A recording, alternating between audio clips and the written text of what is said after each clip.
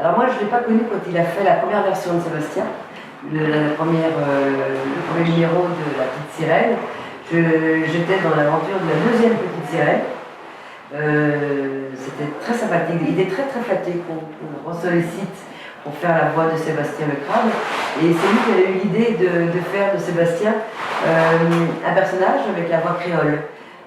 Parce qu'il voyait les îles, il voyait les plages, la mer, donc pour lui c'était super sympa et ça lui rappelait son enfance et ses origines. Donc il a donné ce côté un peu créolitude de Sébastien. C'est pas un petit côté, c'est un gros côté, c'est la voix de Sébastien qui est à l'accent créole. Et j'étais très touchée qu'on repense à lui, qu'il fasse partie de l'aventure et j'ai des souvenirs très émus des séances parce que on a beaucoup ri, c'est un exercice qui n'est pas forcément facile, la synchro, et que l'équipe de Disney a beaucoup joué avec Henri dans l'intimité, c'est-à-dire qu'on ne sait jamais si c'était du lard ou du cochon entre les deux. Donc il y avait une très bonne ambiance, très bonne ambiance. Alors, on avait fait donc la synchronisation de la voix de Sébastien, et dans la foulée on a fait les deux chansons qui sont sur le film. Et lorsque Walt Disney a souhaité sortir We Love Disney 2, il était inconcevable pour eux qu'Henri ne soit pas dans l'aventure, surtout qu'Henri avait une légitimité avec Disney en dehors de la Petite Sirène. Il avait été dans les années 70 l'artiste qui interprétait toutes les chansons de Disney, pour les films qui sortaient à l'époque. Il avait un contrat avec Los Angeles, et donc il adaptait les chansons en français. Les Aristochats, les Trois Petits Cochons, toute la série des Disney. Donc là, il était pour Disney normal et légitime de retrouver Henri. Donc on a mis sa voix et comme c'est un principe de duo, ils ont pensé à Elise Moon, qui était un copain d'Henri, un bon pote d'Henri, et avec qui ils avaient écrit des chansons en commun, mais des bossa nova. Donc ce qui me fait rire, c'est que là, on a demandé un exercice de style un peu particulier à Elise Moon, c'est de prendre l'accent créole, qui est naturel chez Henri, puisqu'il a grandi ses premières années aux Antilles et qui parlait le créole toute sa vie couramment. Et c'était quelqu'un qui swingait, Henri, alors que Ellie est quelqu'un qui est plutôt dans la bossa nova. C'est quand même deux styles différents. Et je trouve qu'il sonne très bien sorti. Et là, ça a dû être dur pour lui, et il a dû penser à son pote Salvador et se dire, j'ai pas intérêt à le décevoir, donc faut que je sois à la hauteur. Donc ça a dû être un peu tendu pour lui, mais il s'en sort super bien. Alors Henri aimait tous les dessins animés. Alors il avait une tendresse pour les Disney pour cause, parce qu'il avait travaillé avec eux, mais c'était quelqu'un de très curieux, Henri, qui adorait la télévision. Et bon, la dernière zappette que j'ai gardée en souvenir, tous les chiffres étaient effacés tellement il zappait. Et il aimait beaucoup regarder les dessins animés à la télévision. Et tout ce qui était en général, le coyote, il adorait Bibi le coyote, enfin tout, mais ça le faisait rire avec son éclat de rire large qu'il avait, il rigolait beaucoup, Titi Rominet, enfin n'importe quel dessin animé, tout ce qui était de la Warner aussi, parce qu'on les voyait sur les chaînes enfants, ils zappaient à regarder ces dessins animés aussi. Mais il aimait beaucoup les dessins animés de Disney, parce qu'il avait un lien particulier avec eux, et qu'il avait été accueilli dans les années 70 à Los Angeles comme un prince, par la bande Disney. Alors je ne suis pas au courant, je ne suis pas du tout au courant.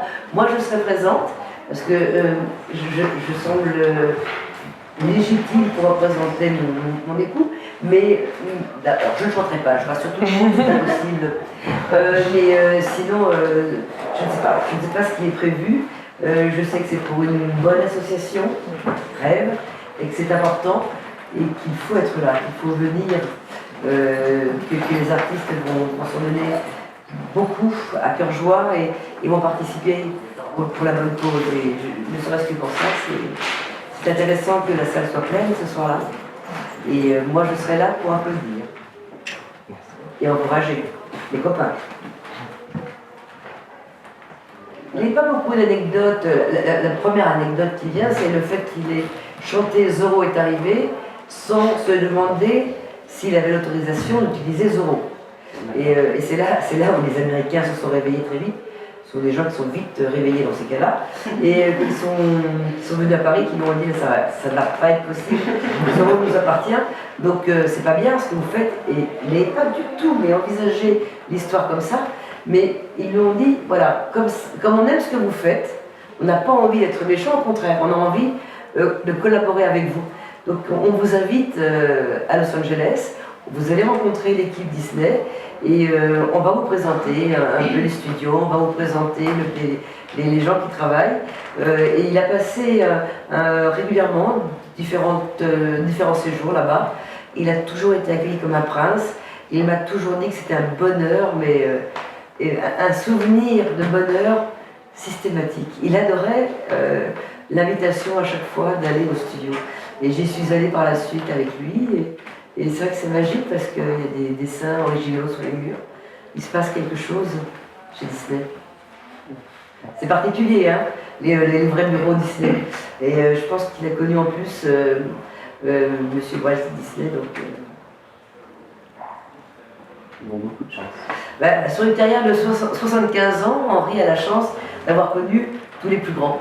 Tous les plus grands dont on parle, on parle encore aujourd'hui. Ses meilleurs amis étaient des noms très connus, comme Boris Vian, comme Quincy Jones, comme tous ces gens-là, quoi.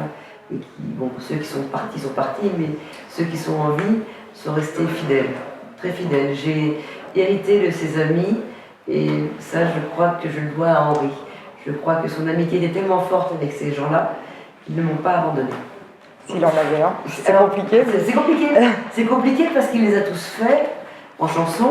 Moi, je dirais que celui qu'il aimait beaucoup, parce qu'il a, au niveau de la notoriété, le plus marché, c'est les Aristochats, où on l'a beaucoup vu en télévision avec les trois Aristochats, qui étaient des grands personnages en peluche à l'époque, qu'on voit maintenant dans les parcs, mais je ne sais pas si on voit les Aristochats aujourd'hui dans les parcs. On les voit encore? Je ne sais pas, voilà. Et il faisait toutes les télévisions avec les personnages. Donc, il les avait toujours aux trousses. Donc, j'ai pas mal de photos d'Henri. Petit bonhomme avec trois mastodontes derrière, qui sont trois Aristochats, et il dansait avec eux. Non, c'était très très sympa. Moi j'ai des photos que j'ai dernièrement numérisées parce que je suis dans un travail de recherche et d'archivage important actuellement sur l'œuvre d'Henri. Et quand je revois cette période, il a une banane infernale. Je le sens heureux, très heureux. Donc je pense, en termes de notoriété, c'est vraiment les Aristochats, mais il a tout fait. Il a fait Mon prince viendra, un jour mon prince viendra, il a fait Trois petits cochons, il en a fait pas mal, et avec les Aristochats, il a eu le Grand Prix Charles Cros, les 3 fois, donc pour les Aristochats, puisqu'il l'a fait tout seul en studio, chez lui, Place Vendôme, il a joué de tous les instruments, il a fait la bande tout seul. Alors moi, j'aurais dit, moi j'aime beaucoup Cendrillon, mais c'est ma part de féminité qui sort, je pense, parce que je crois que c'est le premier Disney que j'ai vu quand j'étais petite, dans un cinéma qui n'appartenait pas à un complexe qu'on connaît maintenant aujourd'hui. Donc la pellicule était déjà un peu rayée, parce qu'elle avait déjà beaucoup tourné, mais moi elle me faisait rêver, et j'avais l'âge de rêver, et que c'était le cinéma des années 60. Donc j'avais les ouvreuses qui passaient avec les glaces et les chocolats, et j'adorais ça, parce que c'était jour de fête ou soir de fête. Donc pour moi c'est le Cendrillon que j'ai vu en premier.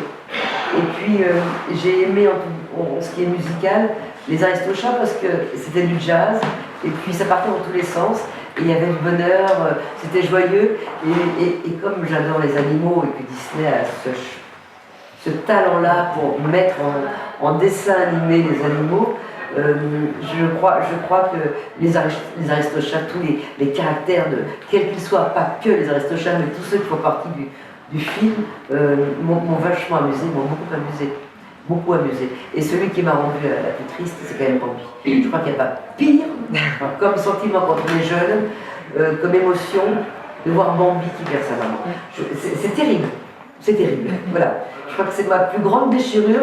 Et aujourd'hui, je n'arrive pas à regarder Bambi. Et je les ai tous à la maison, les Disney, et je n'arrive pas à regarder Bambi.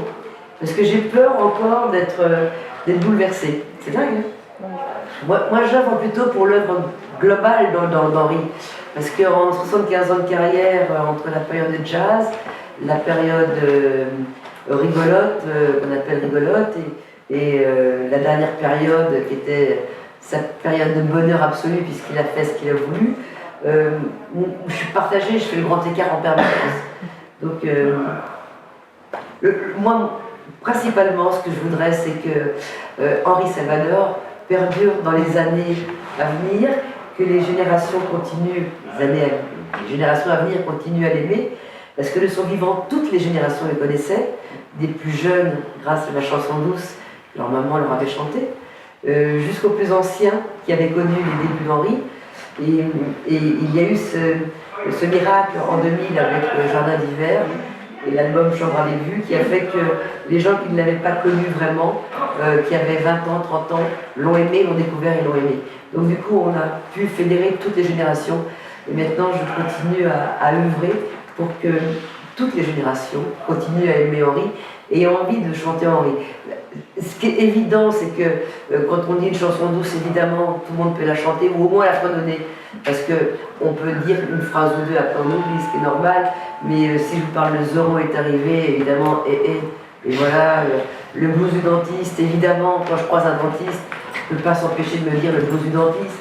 Et le blues du dentiste, quand on regarde bien, la musique est d'Henri, les paroles sont de Maurice Vian, et les arrangements sont de Quincy Jones. Voilà, donc ça calme tout le monde, ça calme tout le monde. Et j'ai tellement de merveilles comme ça dans l'œuvre d'Henri, il y a beaucoup d'œuvres qui ont beaucoup marché, parce que c'était un artiste très populaire, et qui ne pouvait hélas pas tout faire sur scène, malgré la demande du public, parce qu'il fallait faire 1h30, 2 heures de spectacle, pas plus. Mais il était jusqu'au bout. Et qu'il a tiré sa révérence et les gamins.